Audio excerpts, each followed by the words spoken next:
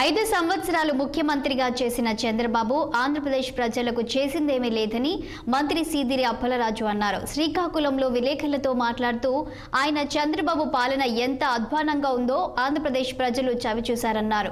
చంద్రబాబు హయాంలో రాష్ట్రంలో ఒక్క ఇరిగేషన్ ప్రాజెక్టు కట్టలేదన్నారు.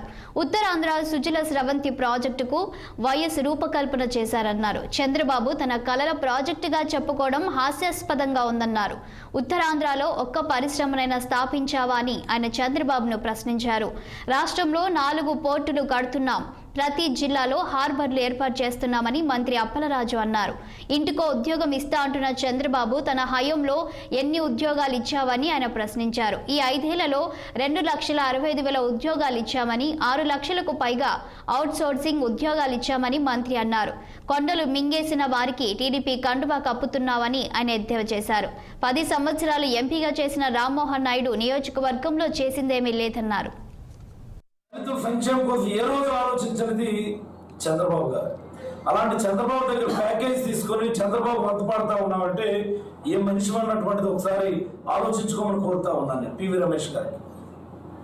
ఇలాంటి చంద్రబాబుకి, ఇలాంటి పెద్దందారికి నువ్వు మద్దతుపడతా ఉన్నావంటే నువ్వు ఎలాంటి వాడు అన్నటువంటిదని ఒకసారి ఆలోచించుకోవాలి. ఏమయ్యా చంద్రబాబు, నాకు అర్థం కాదు, 14 సంవత్సరాలు ముఖ్యమంత్రిగా పరిపాలించి ఎంపీగా నాకు అర్థం కాదు. Where is your mark? ఏ రంగంలోనైనా సరే నీ మార్క్ ఏది? నువ్వు వచ్చి మాకు బందిపోటు పరిపాలన మాట్లాడతావా? నువ్వు ఏది బందిపోటు పరిపాలన? పేదలకు అవసరమైనటువంటి ప్రభుత్వ వైద్యాలయాలన్నింటినీ కూడా నిర్వీర్యం చేసేయడం బందిపోటు పరిపాలన కాదా? ఈరోజు పేదవాడికి అవసరమైనటువంటి ప్రతి వైద్యాలయాలు, ప్రతి హాస్పిటల్, గ్రామ స్థాయిలో విలేజ్ హెల్త్ క్లినిక్, మండల స్థాయిలో ఒక ప్రైమరీ హెల్త్ సెంటర్,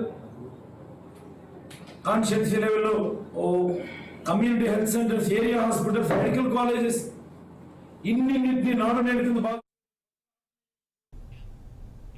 గోదావరి నదిపై